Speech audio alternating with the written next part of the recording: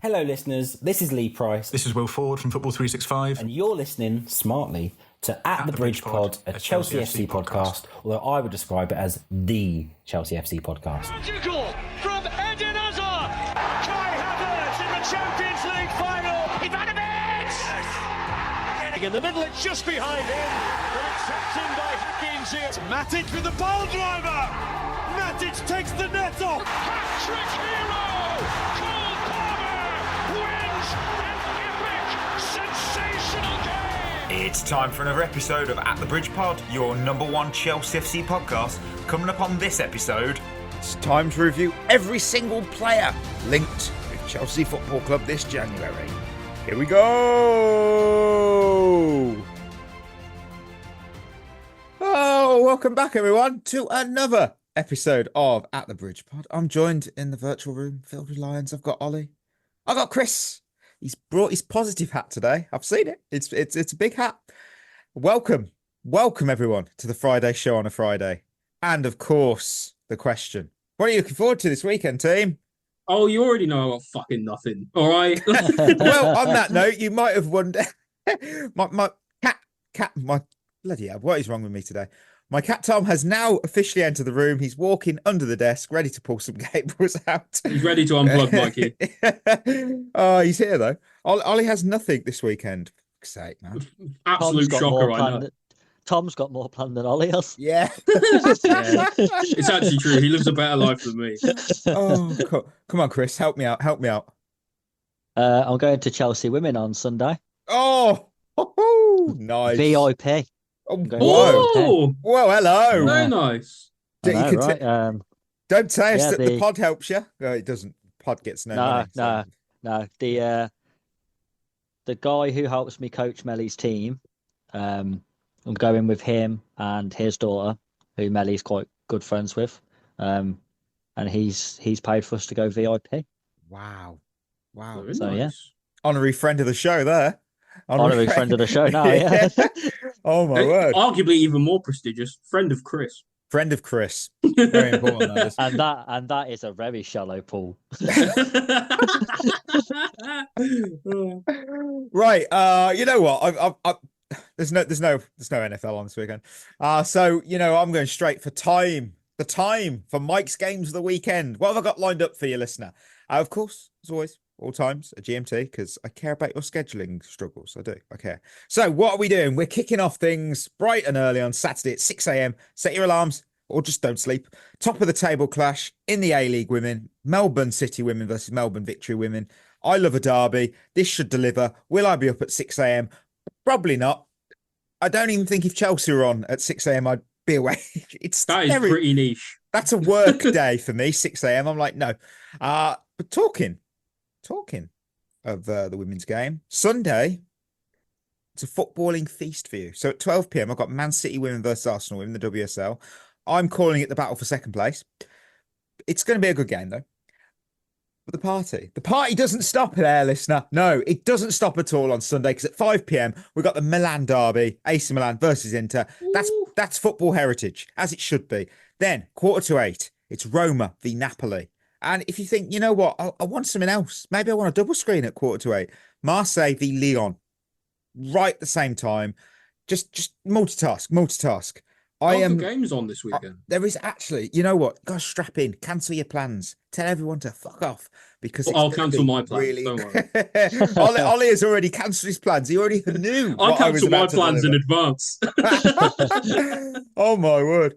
You know what? We'll move. I've got a Shevva shout out, and it's a unique one because it's a comment, but I felt that we should talk about it because it's a good one. So it deserves its time in the spotlight. House has wrote on our last episode. I found the discussion about the idea of world class on the last episode very interesting. Many former players were mentioned, Chelsea or otherwise. The group seemed torn on the idea that world class players should or have in the past proven themselves by a certain age. I think that was you, Chris, wasn't it? Yeah, that was me, yeah. Now, it goes on. No one, however, mentioned a club legend who was probably a late bloomer. Drogba had just broken through at Marseille when he was the age Jackson is right now. Was Drogba, was Fabregas, Ashley Cole? I think that's what they're getting at with world class. And I actually must say, I had to think.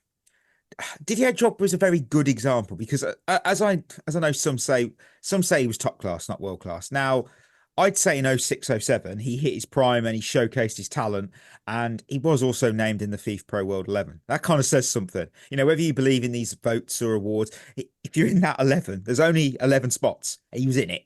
So for me, by that metric, Drogba became world class at 28. So that's a rare anomaly. That's a unicorn player. Fabregas, I would say, was world class at 20, 21 maybe, because he was like Rooney.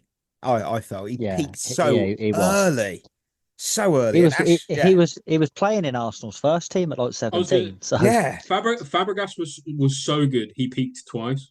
yeah, I just remember when he was at Arsenal, when he debuted, and he had a really weird mullet. Like it's a yeah. weird mullet. It looked like Billy Ray Cyrus level of mullet. It was very Business in the interesting. front, party in the back. Yeah, Can't he beat it. partied all day. World class player. Ashley Cole was 2010, I'd say he peaked. So that's 30. That yeah. I mean, but come on, he showed he was top class like Arsenal before even the move to Chelsea. That was like 24.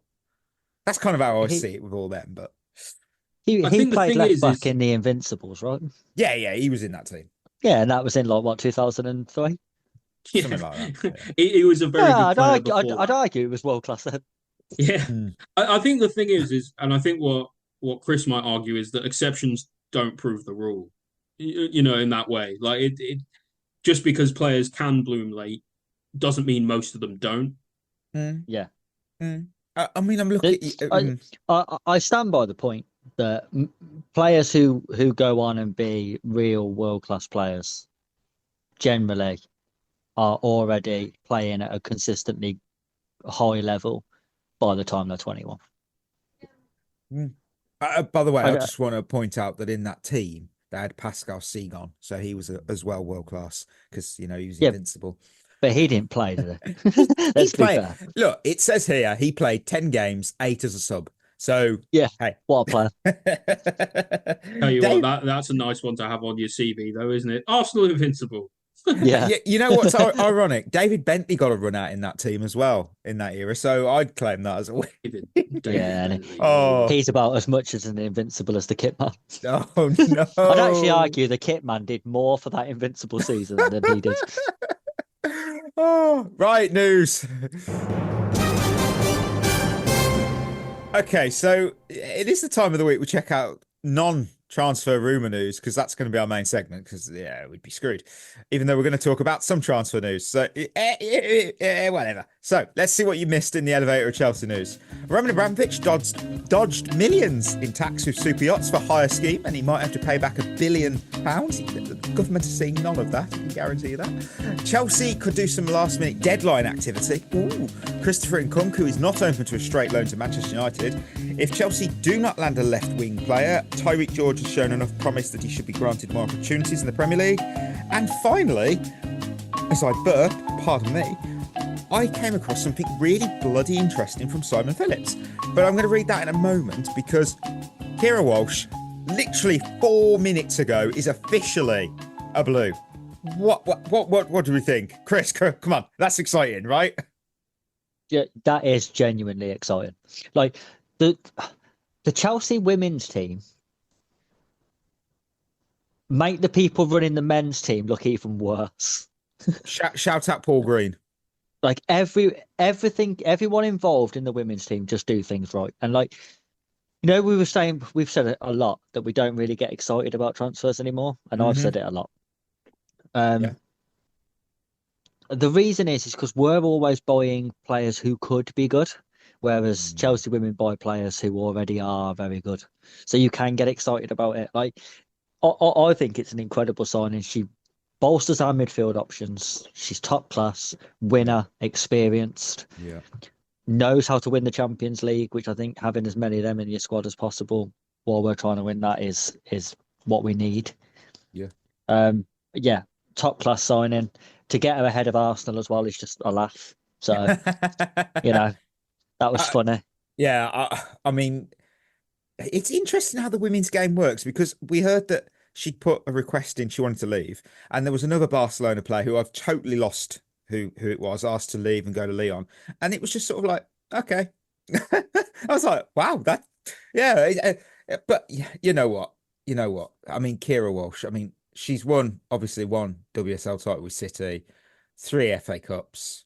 What else has she got on here? She's got 4 Women's League Cups. She's won the Champions League twice with Barcelona, back to back. She's won the league. You know what happens in Barcelona. You know you just win, win, win. That's what it's about. I mean, wow. She was part of obviously the iconic women, the Lionesses in 2022. I'm hyped. I am hyped about this because, she's been key to Barca's midfield since she joined them in 2022. Now, obviously, she wasn't going to renew a current deal that expires in June of this year. So I think this deal sort of tells you everything about Chelsea this season, though. She's got a few months left. We're coming for that Champions League title. We're coming for that because otherwise, why not wait till June when the contract expires? We've paid a decent fee for her, and we've weakened Barcelona in the process. Oh, yeah. She wasn't playing as much. I know some people have pointed out she's not a first team as she has been. It doesn't matter. She's still very important to them. Exactly. Yeah, when you've got a player that good, it doesn't matter if they play 1 minute or 1,000 minutes. The minutes they will play, they'll be top class. 100%. 100%. And I just don't know how we pull these deals off because we seem to just sign top, even world-class talent in the women's game. It's just so, like you said, we're run so well at that level. And it's amazing to watch. And it's a privilege. It's a privilege to watch. It's astonishing, like Chris says, though, it's astonishing to watch the difference in competence between the way in which the women's team and men's team respectively are run, because one is run like an absolute mess, and the other one is a well-oiled title-winning machine. Look at the Naomi Girma transfer. One of the best players in the game. You just went, yep, we'll have her. Done. No messing around. The right thing that they did when they came in with for the women's team is they left it the fuck alone. Thank God. Paul Green, who he's been there 12 years, and I wonder how long we've been very, very good in the WSL and the women's game. Probably since around then. So you put your trust and the faith in the right people, and we're very. I'll tell you what, we were lucky we got Emma Hayes. We were even luckier to get Sonia, and it just keeps building and building. It's brilliant. It's brilliant. And I will never shut up about it because it is bloody brilliant. One thing I did see as well, Eve Perisset has left. We've let her leave on a free and she's gone to, I don't know I don't know how it works with the women's game, but Strasbourg. And I just thought, oh, that's interesting. I wonder if we had a chat. Well, our executives will know theirs, in the women's game. Yeah, I was like, oh, okay. Interesting. All the best to her. She's a great servant. So, yeah. Right. I teased you earlier, the Simon Phillips tweet. Yesterday, it was a comment that was from a community member on his website. And he said it's a must read. And it is. And if you haven't read it yet, I've sort of got it summarized here for you. So, Eghbali might be, this is an opinion, by the way. This is not but I don't think they've got background information, but this is kind of what they were going with. And they've basically said Eghbali may be realising he's taken on more than he can handle, with Chelsea proving a far bigger challenge than what was originally expected. He joined Bowley's consortium, seeing the club as a discounted asset. Obviously, recent Champions League winners, many trophies, based in London, strong branding, strong valuable property. However, obviously, key issues have emerged. Obviously, the lack of a major sponsorship deal, unrealistic stadium renovation plans, and the fact that any move has been obviously blocked by the CPO. His strategy to offset lost Champions League revenue by selling academy players like Hall, Mount, Gallagher, etc., has obviously alienated the fan base further. And the club's sporting directors, hired obviously for their scouting abilities, were tasked with signing young talent on long-term deals for amortization, but failed to consider obviously squad balance. They've struggled with negotiations, mismanaged the squad, and repeatedly embarrassed themselves in transfer windows. There's also a clear lack of accountability. When two people share responsibility, no one is truly in charge. And finally, a close relationship with Jorge Mendes, seemingly built to facilitate buying a Portuguese club, has backfired, with Chelsea at serious risk of missing out on Champions League football again. Financial struggles, they're starting to mount there. Clearlake could obviously look to sell and leave Bowley in charge, as they could still turn a profit realistically. Alternatively, they may dig in and continue this flawed model, but so far there's been no sign of meaningful progress. If things get bad enough, Eghbali may be forced to put pride aside and sell his stake. Again, that's an opinion piece, but I must admit, I kind of was nodding a lot when I was reading it. And the thing I'd forgot, I don't know if you guys did, but I'd forgot we were interested in buying a Portuguese club. Totally forgot about that. Yeah, it was a long time ago now. It What feels a- like forever ago. We tried to buy Sport in Lisbon so we could get, wasn't it Agate? There was like a weird deal. They were like, well, we could buy your club and a player. It was like, that's Yeah, it's weird. it's a mess, isn't it? That we all know it's a fucking mess. Yeah, total mess. There's not really much more to say. I actually wholeheartedly agree with that, and the fact that that's come from one of the club's own members is obviously not great.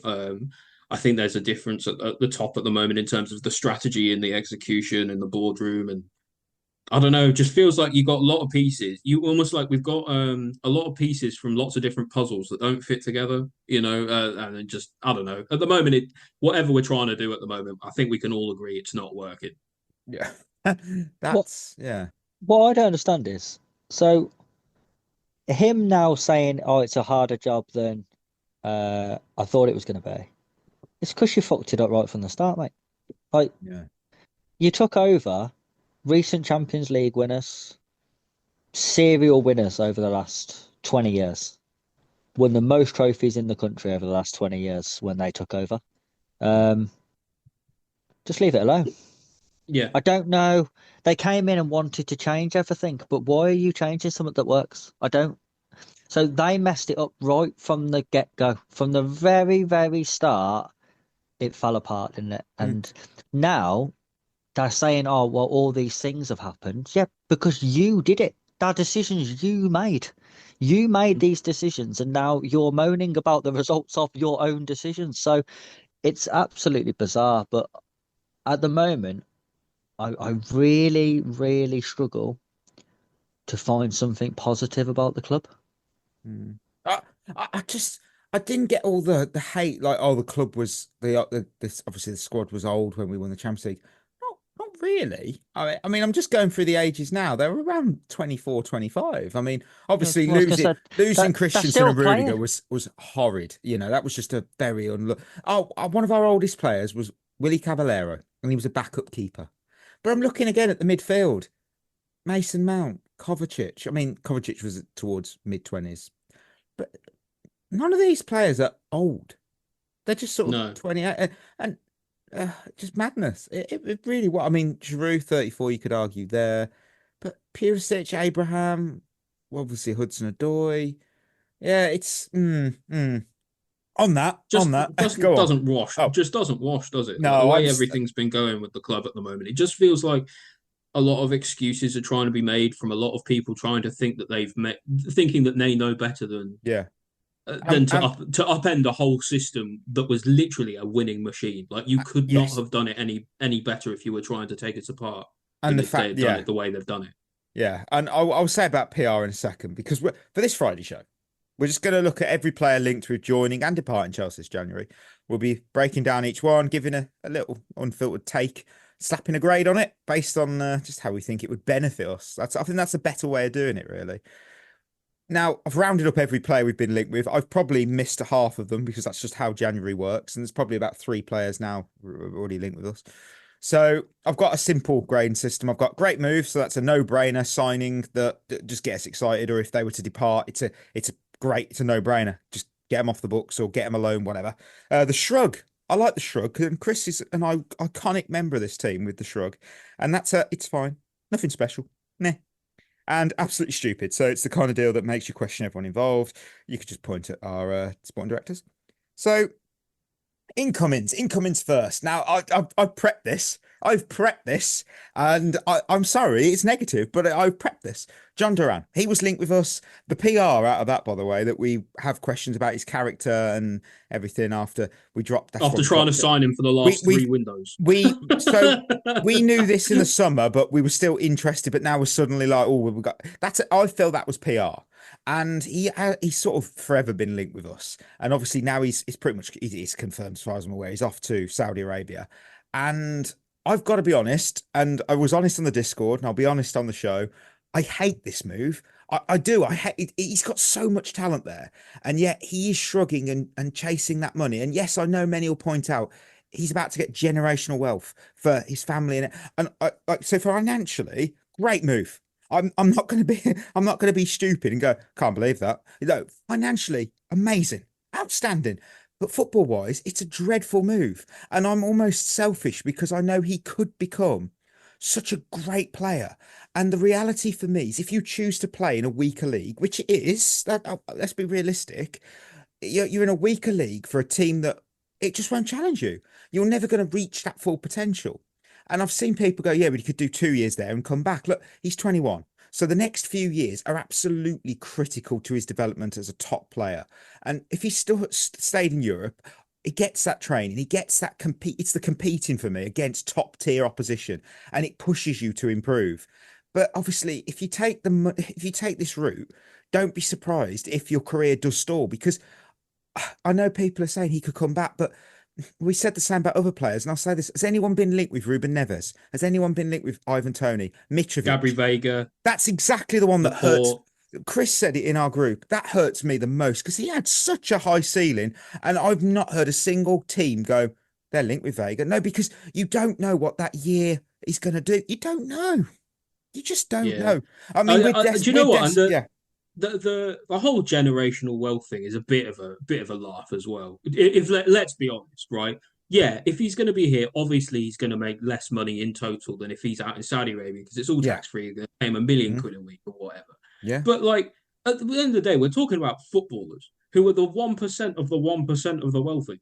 Like, they're the wealthiest people in society. You could play for you've got people playing for League One and League Two clubs now, making more than a lot of other people make in their whole careers. So, it's not like these people are when you're a Premier League footballer, it's not like you're destined to poverty, especially if you have a long career, there's no way that you couldn't end up with that same level of wealth regardless. To me, I think it's a bit of a cop out. Sure, maybe people might argue, oh, he could snap his leg in training tomorrow, then he's got no, but at the same time, why would you leave your house? Because if you leave your house, then you might get hit by a car or something. I'll put it this way: with Mitrovic, seems wrong to me. He could improve any Premier League team when he was at Fulham. Just want to make that clear. Fulham 23-24. I'll just give you his stats, and I promise you, I know how you'll react to it. So far, he's played 41 games for Al Hilal, and he scored 40 goals. Yeah. And yet I still would not go, yeah, okay. That's a worrying... He's not Haaland. I'm just saying, he's not Haaland. And that's the thing. I feel that when you go to a weaker league, you become almost complacent because you think, this is easy. I don't need to do 100% anymore. I can do 70% and still be the best player on this pitch. And that's my problem. Yeah, fair play. He's got the money. I can't knock someone for doing that. I get it. But I just selfishly know he could achieve so much. He could be the greatest MLS export. It's Al Nassr he went to, isn't it?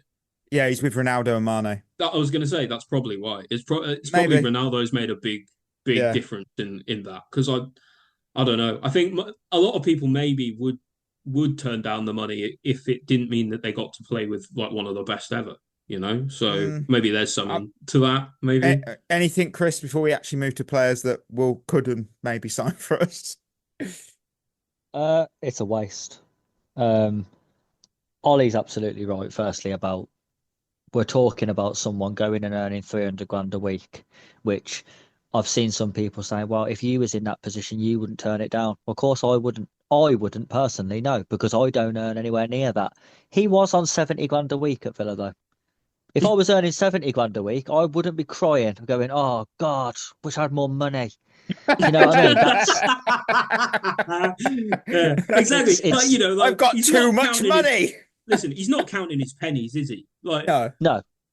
I'm telling you, he's one of footballers don't even check their bank balance because they don't need to. That's how you know you've got enough money. If you never have to check your bank balance, no matter what you buy. Yeah, you've got enough money. And I've seen Jamie Redknapp say, he can go over there for 3 years, set his family up for life, and then come back. You don't come back. Because people said exactly the same when Oscar went to China. Oh, well, he'll go over there for 3 years and then he'll come back. He's still there, isn't he? No, he's just retired. No, he hasn't retired. He's Didn't gone he? to has he gone to No, he Sao retired. Paulo? He retired when he went there. Ollie, remember?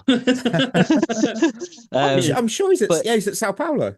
Oh, fair enough. Well, that's what I mean. So he was stuck there because the And issue is you that, you and the grow issue, to the same, like if you're earning 300 grand a week, your lifestyle changes from 70 uh, grand. I know it sounds silly, but like you will eventually then grow. You grow to the space you're in financially, right? And so exactly. then he'll want to stay because he think, oh well, I can't buy a But supercar a then week anymore on 120 a week. Half of it's even being taxed. even if he goes over there and does really well, no one's going to care, Mm. because the league gets no publicity at all.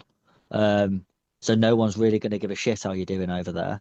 And are you really going to sign someone from Saudi Arabia and give them £300,000 a week? No, No, you're not, no, because it's a because no, risk. yeah. So he's And never play going to earn that money again. no, almost no players in their whole careers take wage cuts, even when they're Imagine new that. clubs. You're Yeah. 20. Okay, you're 23. And you got the rule. Are you going to go? Yeah. How much you offering? Well, realistically, you got to fit within the new structure because PSR. Okay. I'm on 300 grand a week. So what can you offer me? I can offer you 110. Oh, it doesn't matter. He's over there. It's like Ivan Toney. I've heard nothing about Ivan Toney in the last 6 months. I heard more when he was banned than Well, when it was. Karim Benzema won a Ballon d'Or, I forgot about him as well. I right? genuinely Well, forgot he even existed. Yeah, yeah, went that's over mad. there, and now no one even remembers he ever played football. Do you know, like, the only player who I ever see get any news whatsoever is Ronaldo? Because Yeah, when it's Ronaldo. when he scores, it comes up on X and stuff. And Yeah. other than that, you don't hear a single thing about as one other player coming out of the Nope. Saudi league. Oh, you saying that a few hours ago, Fabrizio Romano has said Napoli have made contact with Al Ahly for Alan St. Maximin on loan. That's still On a loan, I loan. suppose. Yeah. Okay. Wow. Right. Anyway, we'll move to a player that we are linked with, and it's Mathys Tel, Matthias Tel, which I'm not sure how to pronounce it. It's very on brand for me. For me, it's absolutely stupid. I don't get the hype here. He's another young player. He's got potential. He's made it apparently clear that he doesn't want to join Chelsea. He doesn't want to join Spurs, and no one really does. But he's not going to be cheap, and we could use those funds elsewhere. Look, I'm not knocking him. He's probably a really great guy. I don't get the hype though. I don't get it. Help me. Because he scored he scored like 5 games in a row or something when Tuchel was at Bayern. Like, I'm pretty sure that's like what it was. For me, this is a meh because for me, it's another player who doesn't have a set position, which we don't need more of. Like, is he a striker? Is he a winger? Is he an attacking midfielder? We just don't need it. Like, I'd rather have an established profile. Whether he's a winger, whether he's a striker, I'd rather just know. Yeah. For me, I think it's an absolutely stupid move. Again, yes, he has potential, but he's played 8 games in the Bundesliga this season and he's scored none. Oh, And people are saying we need a clinical striker. Get him in. He scored none. can I Not just a say, single goal yeah, in the Bundesliga. I know, Chris, but Chris, you he got such did- a way with words. He did get an assist in a 5-0 win over Hoffenheim. Okay, And yeah. even- I and might be even able to get last- an assist in that kind of game in the Bundesliga. And even last season, he scored 7 times in 30 games. Now, I know a lot of them was probably off the bench, so fair enough. But 7 goals in the Bundesliga. Come on. Yeah. Yeah, Werner He's not scored gonna- 40. Yeah. Oh, no. He's not coming in and solving any problems. It's just another young player who Yeah. sometimes will be great, sometimes will be shit. He'll Yeah. have a run of games where he'll score, and then he'll have a run of games where he doesn't, and everyone will be like, "Oh, why did we spend 65 million on him?" Because you twats all over X kept putting up videos going, "Oh, bring him now, bring him now." I Shut up. noticed as soon as Spurs got involved, I know again, social media does not mean it's the voice of the actual fan base. But I noticed everyone went, "We've got to beat Spurs to sign in." Stop it. It might be a really stop shit it. player. Calm down. Next. Eventually Spurs will cotton onto that and be like, "We're going to pay 85 million for Sean Longstaff." And we'll be like, Oh. "No, we got to go in No. for it. We've got to." Yeah. Right. Next up, Alejandro Garnacho. And look, for me, I get it in the sense, I get it. I get this move. Someone has to replace Mudryk because that's pretty much going to have to happen. The fee quoted, though, I don't see the point. I'd rather Tyreek George got a chance there. So I give this a shrug. I'd be fine with it if it was under 50 million, because that seems to be a bargain nowadays. But, anything north of that, I just feel stupid. 70 million I saw at one point, 70, even if it was euros. I was like, no, why am I paying that? We don't need him. We don't really, really need him. 70 million for a player we don't really need. Well, not for me. For me, again, another stupid move. I'm gonna have to go bottom grading again. I'm mainly down to the fact that, is it something we desperately need? Not really. Is he hands down better than what we've already got? We don't know. Yeah. I think the fee's too much. I don't like him. Yeah. Oh no. I don't think. Yeah, I don't think it's great bringing in a player who's had problems at his previous club. Now I know Man United is like a cesspit at the moment, so everyone seems to be having problems there. But he's been dropped from multiple squads under multiple managers. There's got to be a problem there somewhere. And do we need another one of them, really? Who's going to throw his toys out of his pram if he doesn't play for a game? I don't think so. I also don't think he's that good. I think he's okay, but he's another one where I think he's living off a good stretch he had at the back end of last season under Ten Hag. Tell the truth. It's the Puskas goal. Yeah, but either side of that, I think he's been okay. But we've got okay wingers already. I was going to say he's average, and we don't need average. This is an absolutely stupid for me as well, especially for the price. I just can't see what he offers, like in any way that makes any sense for what we're trying to do at all. Like maybe some people say we want a goal scoring winger who shoots a lot and things like that. I mean, we kind of have that with Noni, and like he's going to blow just as hot and cold as Madueke will. And I think, do you know what? The real reason I think we're in for him is because I'm pretty sure he is one of the highest numbers of shirt sales like around. I saw this.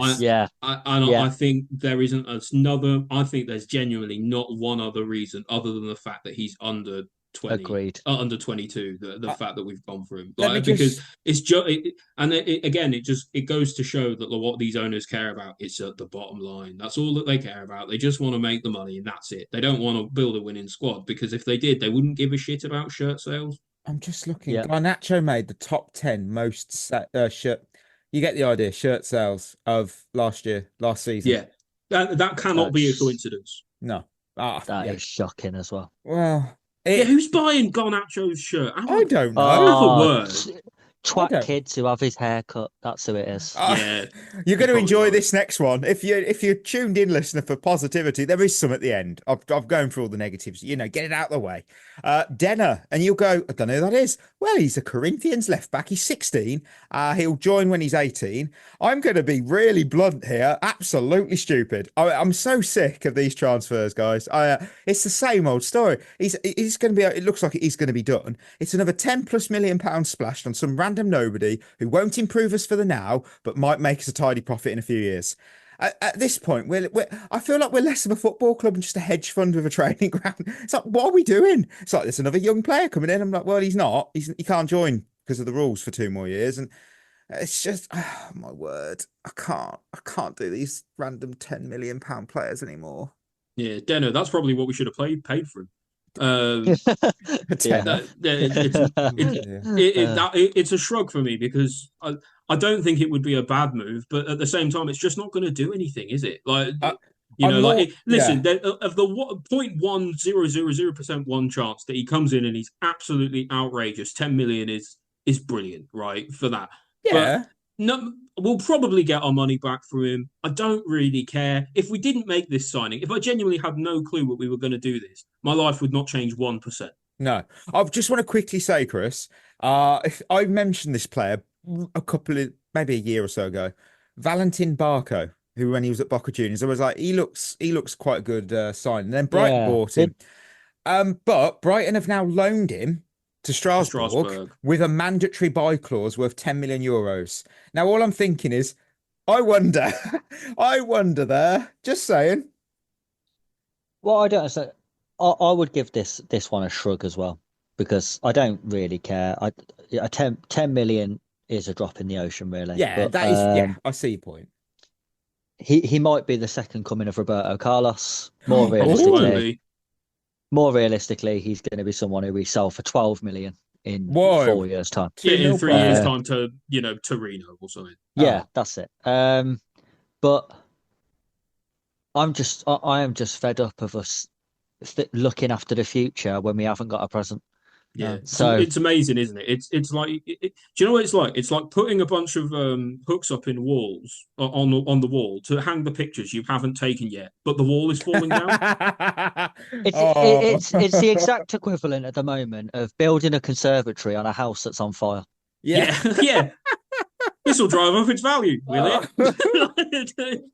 You know, I just sign some people for now. Like, no one cares about this player. No one cares about this player either. You know, there'll be some people who claim that he's really good, but they've never seen him, and I can absolutely guarantee that no one watches the Brazilian league. Can anyone in our team legally buy a beer? I've just thought that. Oh, Tosin in America, Tosin, maybe not in America, they can't. Oh my word. Oh. Next up, I think this is going to be a very quick one. Karim Adeyemi. We haven't heard much since. Injury prone, doesn't score goals. That tells you all you need to know. I didn't know why that. Maybe it was just smoke. Because nothing ever happened with that, did it? Yeah, well, maybe God. They finally came to their senses and decided not to look at him. He's absolutely rubbish. If there was a tier below, absolutely not. I'd be picking that. Absolutely. Yeah. Okay. I've got now we're on to positive ones. So you can all get ready. Benjamin Sesko. It's the first player who I was tempted to grant great move to. However, as My Chemical Romance said, Bundesliga players scare the living shit out of me. So that kind of relegated him to a shrug. I really like him. I really do. I think he's a very talented player and he probably would be our goal scorer. But because he plays in the Bundesliga, I am just thinking, been stung here before.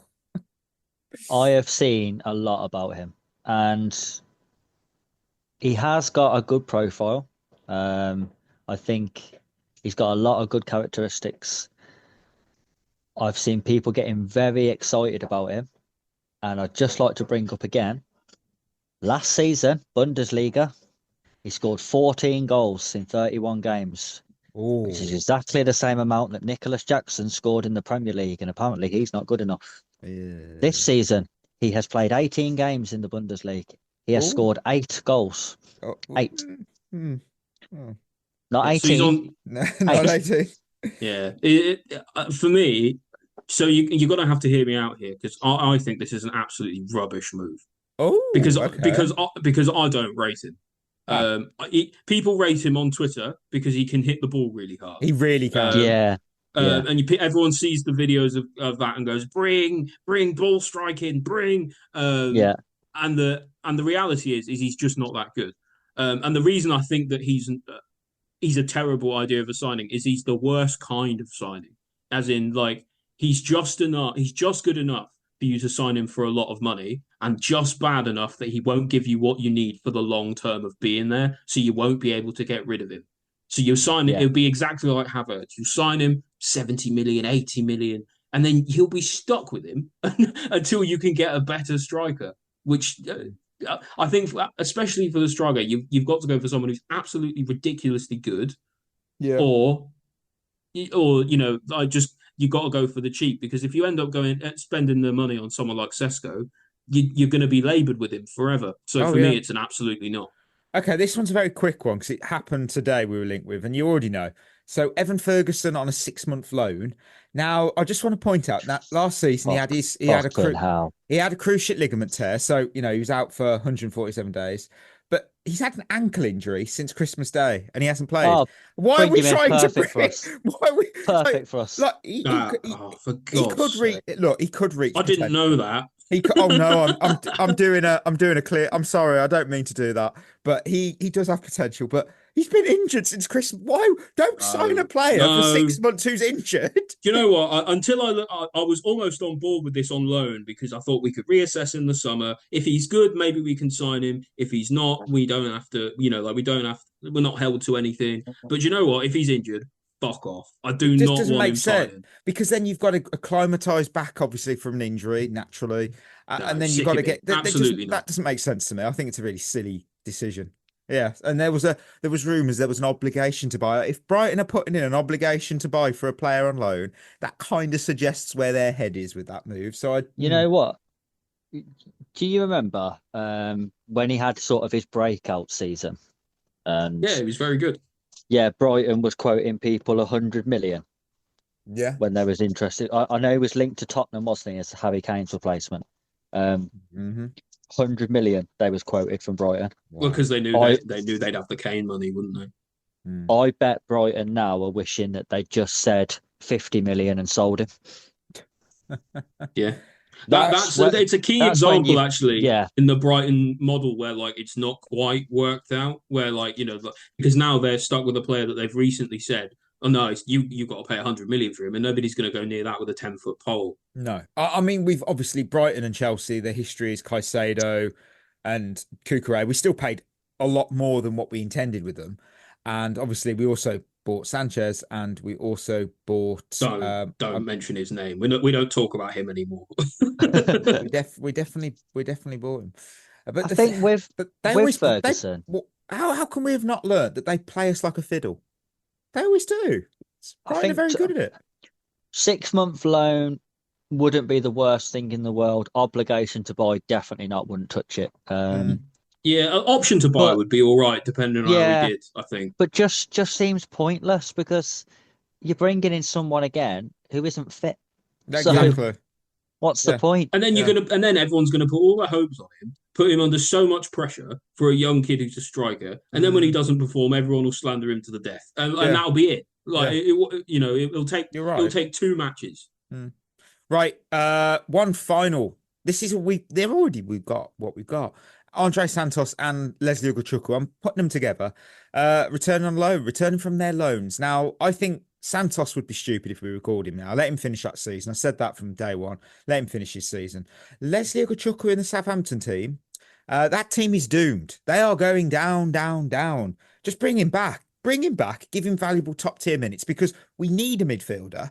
He is not, what is he going to learn at a club that are getting absolutely beat every weekend? I don't see what he learns. That's How what to be resilient. That's it.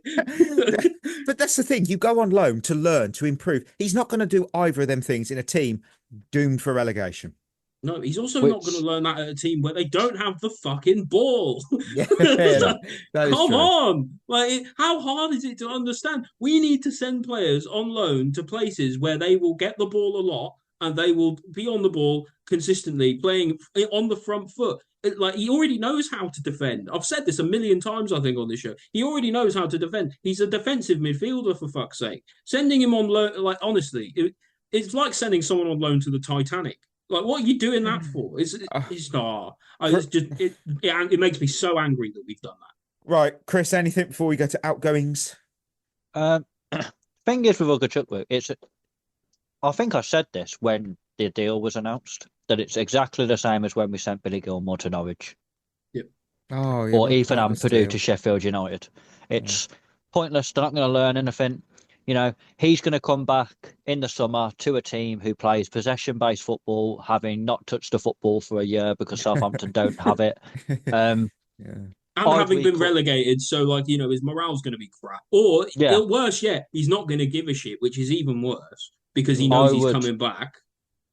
I would recall him now to try and salvage anything positive about him. Santos. The only way I'd bring Santos back is if he was coming in to play. If he's going to come in and start next to Caicedo, bring him back. If he's not, don't bother. The only other reason I would bring Santos back is if he's threatening to move. Like if he's saying, like I'm clearly better than half the midfield talents you've got. I'm the best midfielder in the league on this season. Bring me back, or in the summer I'm pushing for a move. Then I would. Yeah. I'm just looking. Southampton's average possession. They're ninth, about 52%. No, 4%. Interesting. Anyway, outgoings. Oh my word, Ollie, you're gonna like this. João Felix to Aston Villa because that came out. He wants to, For me, this is a shrug, but more towards the sense is, I do not care. I don't care whether he stays or goes because the fact it seems he's requested to leave and that we're considering him letting him go just tells you everything about the Gallagher deal. And I'm personally offended by that deal. I mean, it was PSR.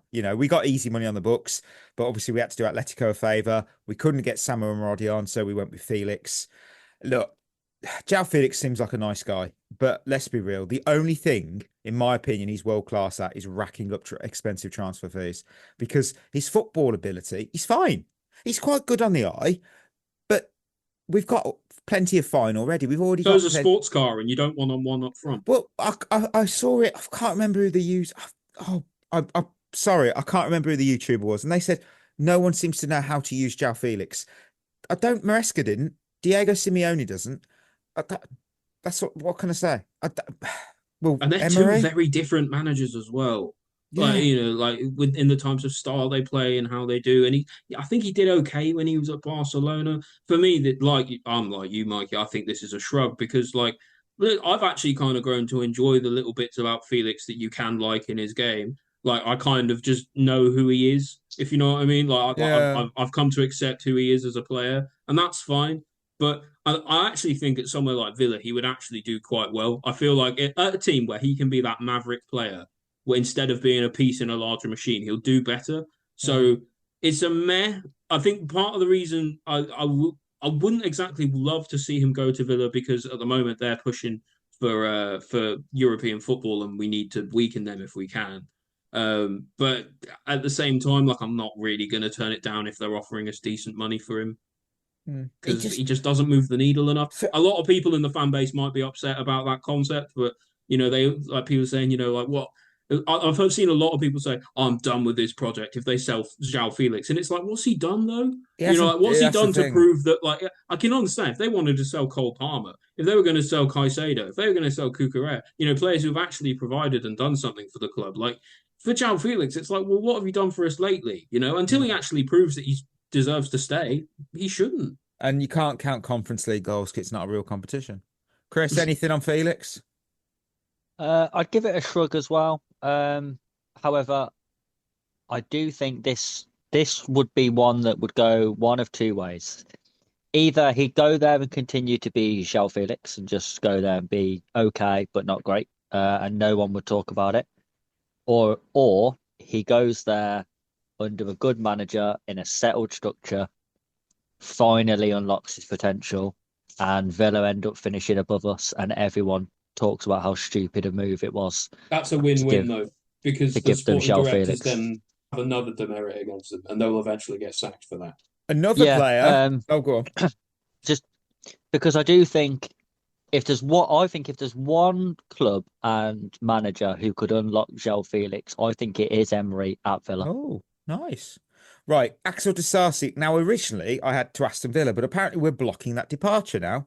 But apparently Spurs are interested, so that's interesting. I'm sticking with it, and people are crying absolutely stupid. I said at the start of the window that letting him go would be stupid just because we need the squad depth for the Conference League. Nothing's changed my view. We haven't brought anyone in, so our squad depth hasn't changed. And a dry loan, which it seems to be, reduces our depth, and then we have to go again in the summer to sell him. So why don't we just keep him till the end of the season and then sell him in the summer? Oh, Spurs are a sinking ship right now. That'll improve his value. You're offloading him to Southampton. Do I move to a former Villa player now and just say Carney Chukwuemeka? He's rumoured to go to Juventus or Porto on loan.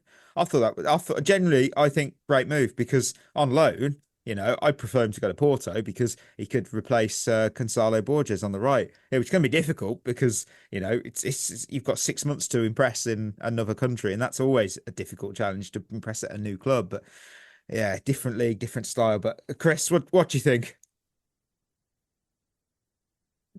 Do you know what? I really don't understand with the Chukwuemeka thing, because he's always looked good when he's played for us, but Maresca doesn't like him at all.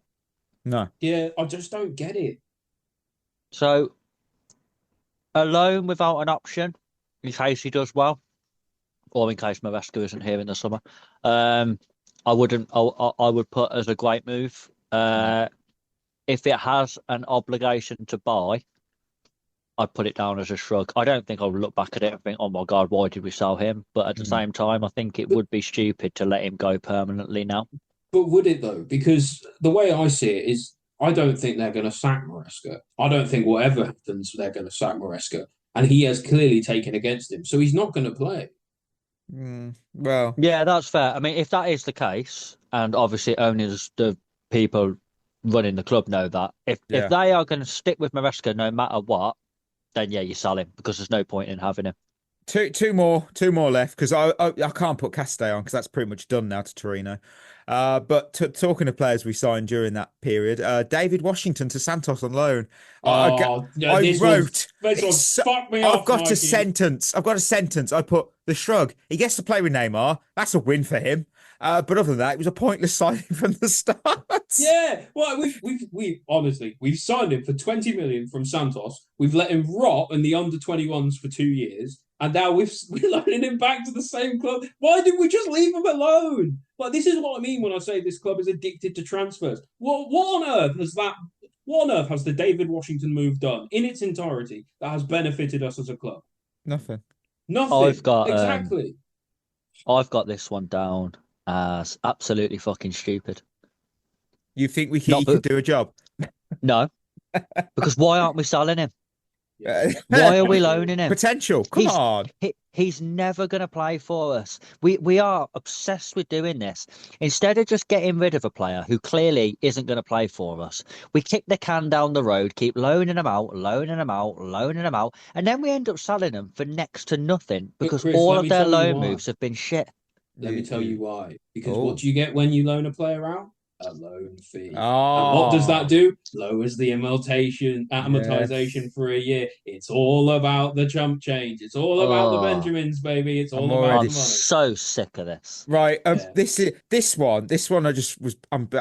Bless him. I'm right. Ben Chilwell, not linked to anyone because it looks like he is staying, and not because we fought to keep him, but because literally apparently no one has been interested. And I'm being human here. My heart breaks for him because Chile is a great guy. We've seen that on the show with what Ollie had, shared the other week. He's a great guy. He's a solid player, and I still say he deserves a proper run in this team. Him staying is terrible for his career. And us trying to sell him in the summer, that's equally stupid because, I mean, how do you expect to sell a car that's been sitting in the garage for a year? You can't just roll it out and slap a for sale sign on it and someone goes, I'll buy him. 1 year out the game. Yeah. Yeah, exactly. And that kind of links into what we were talking about with Saudi because that's kind of the exact same thing. He's basically not playing for a year. But I really feel for Chile. I really do because he's clearly, he's a good fella as we know, friend of the show, model professional, Champions League winner. But clearly, he's been taken against by the coach, by the club in whatever way, probably because he's on too much money. And they don't see a future for him in the squad. So I would personally want to move him on for his sake, for his career. But like you say, in football, you're only really as good to any other team as your last sort of 12 to 18 months suggests you are. For him, he spent that out of the game. I was fed up. What do you expect? I was fed up of people saying, yeah, but he can't invert in training. Mate, I've watched some of our players. Malo Gusto can't invert and he still plays. They still Maresca keeps pushing with that, and it's like you're wasting Gusto. But Chris, go on. What I don't get about the Chilwell thing is surely if he doesn't leave in January, the first thing you do is bring him back into the first team. Well, yeah, because it's win-win, isn't it? I think personally it's win-win. He's cover at left back. He's an experienced player. He hasn't kicked up a fuss. He's been a model professional, despite being treated like absolute shit, by the way. If he comes into the team and does really well, you've got a good player that you could keep, or his value's just gone up. And if he comes in and doesn't do anything, it's no worse than him not playing. So you don't lose anything. So I have no idea why you wouldn't just bring him back into the squad. Do you think there's something to be said about Chile himself? Like maybe he doesn't want the move, but something about him for his own career, have a bit more ambition with that. Yeah, I did. I am shocked that he hasn't moved. But again, if he's on 120 grand a week, is anyone going to give him that? Is it 200? Jesus, it's a lot. He's on a lot. He's one of the highest earners in the Premier League. I'm pretty sure. So exactly. So no one else is going to give him that. No. So Might Is he as going to well. take? Is he going to take the pay cut? Probably not. Let me And just his look. contract's till like 2027 as well. Like it's for quite a long time. Like because we gave him a new deal People when the new owners came in, if I remember right. people do forget that Phil Jones at Man United literally sat playing and Yeah. training with their reserves for like 4 years, just picking his money up because no one else would pay him it, and he was quite happy just being a reserve team and picking up his Yeah, becoming 70, part of the 80 grand a furniture, week. getting his Yeah. coaching badges. Yeah, and Chilwell, it's yeah. awful. It's awful for their career. But at the same time, he's probably thinking, do you know what? Fuck this club. I'm going to take your 200 grand a week, and I'm Yeah. going to take it until the end of my contract and fuck He's you all. He's got 3 years left on his deal, and he's in the top 22 players in the Premier League most paid. So there you And go. when he does, if he does do that and he leaves on a free eventually, he'll probably get a pretty hefty signing on bonus and make more money anyway. Probably. Yeah. Ultimately, it's on us for making the choice. Lots of positivity there, but we'll see what happens Monday because we're playing on Monday, and that's convenient, isn't it? Lion of the week. What? It's Graham Potter's West Ham, isn't it? We all know how this script deadline is go. day. Right, we're gonna on deadline day. Yeah. Oh, it's gonna be awful. Interest this weekend. We Monday we welcome West Ham to the Bridge. Here's the scoop. I got the scoop. So they're sitting in 14th. They have a record of 7 wins, 6 draws, 10 losses. Recent form: 1 win, 1 draw, 3 defeats. They've recently sacked Lopetegui and replaced him with Graham. And what did he do? The boys gave everything in the game. Potter. So player spotlight. Players to watch. Look, you know, listener, Jared Bowen. Very obvious choice.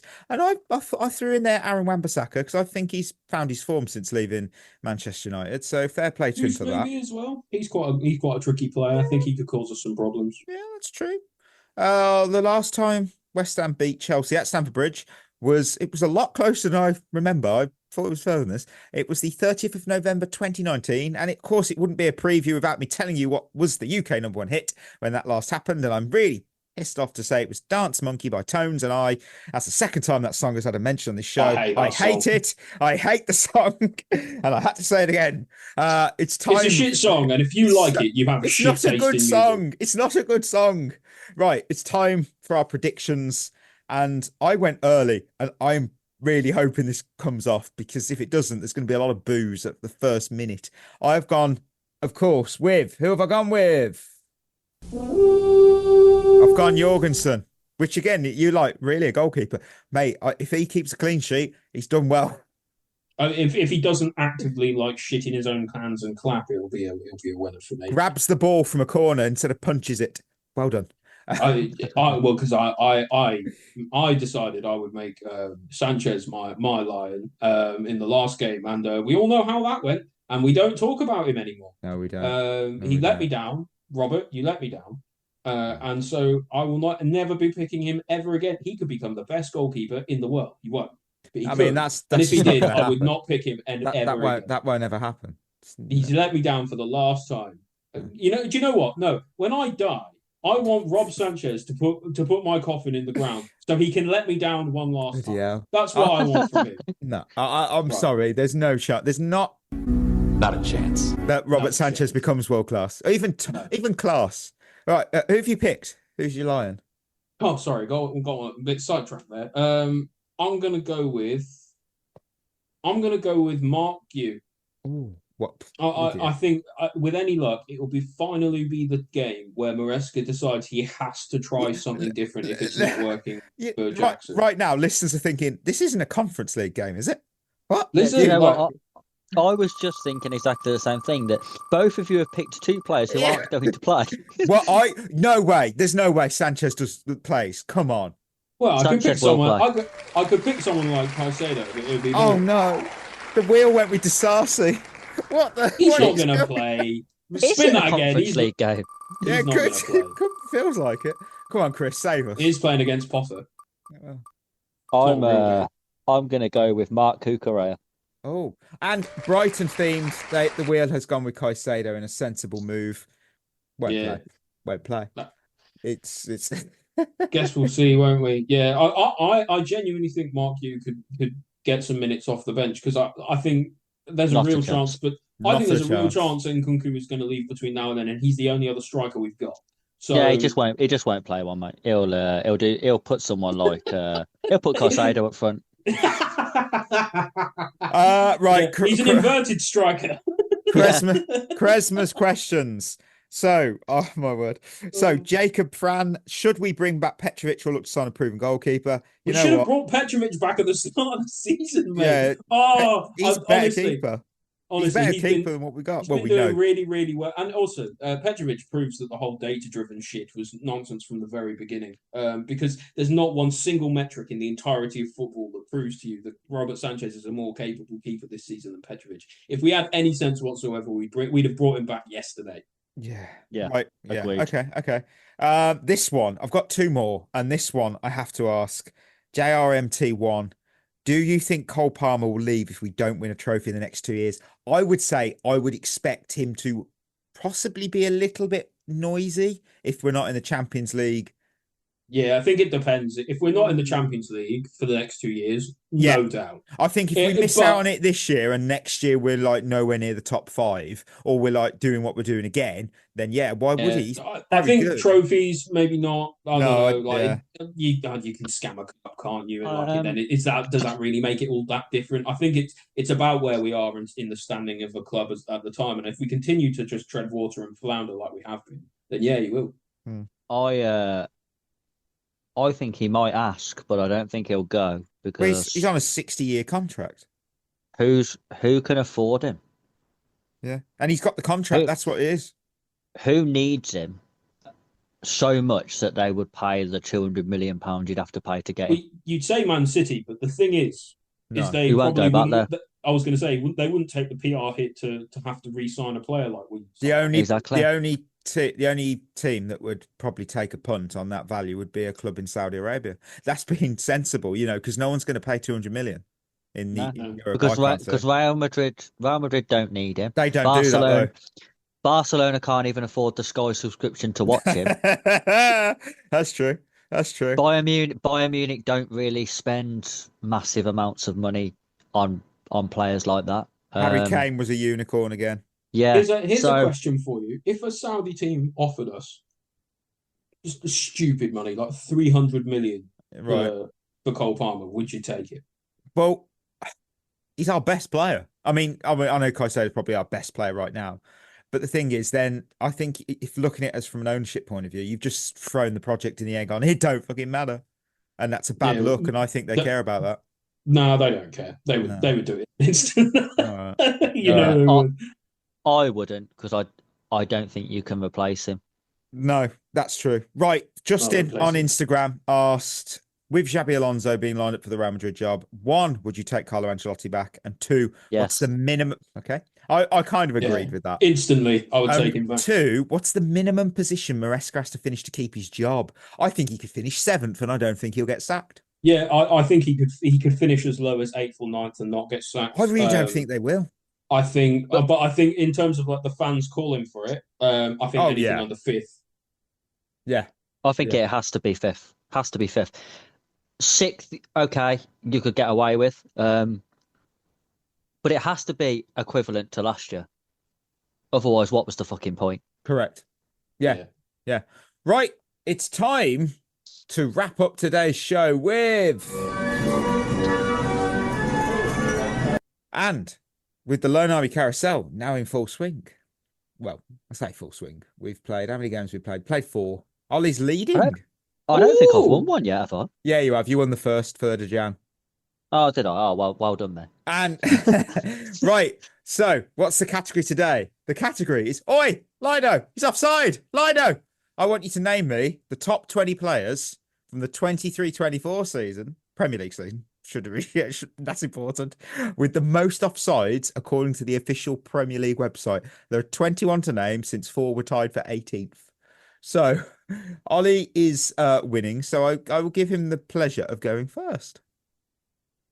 Nicholas Jackson. Can you guess how many times as well? He's on there. About 1 million. No, he's not. No, come on, sensible times. 28. I don't know. 28 times. One 28 of the highest. times. Only one player has got more offsides last season than him. Fucking hell. 28 times? Are you joking me? Right, Chris, I need a name. Jesus Christ. Darwin Núñez. He's number one with 33. Yeah, Yeah, he's of always course offside. Yeah. He literally goes and stands at the goal like it's 5-a-side. He lives offside. Right. Solanke, he's always offside. Dominic Solanke got 16. So he's on there, yeah. Yeah. If I say the number, he's on there. Yeah. Who else tries to make runs in behind a lot? No one got less than 15, by the way. What about crikey. Son at Tottenham? Son at Tottenham. 20 times. Bowen, he makes a lot of runs. Jared Bowen, 20 times.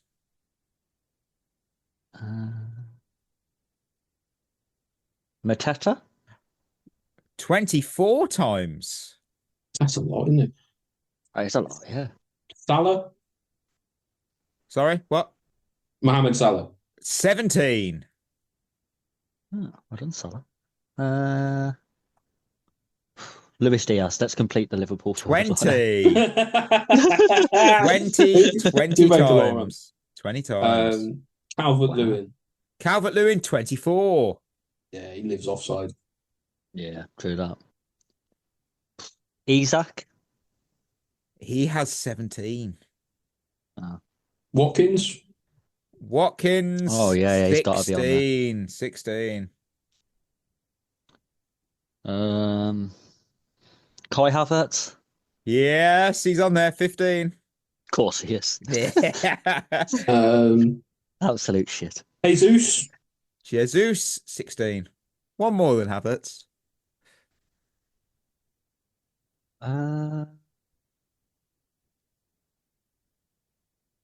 Garnacho?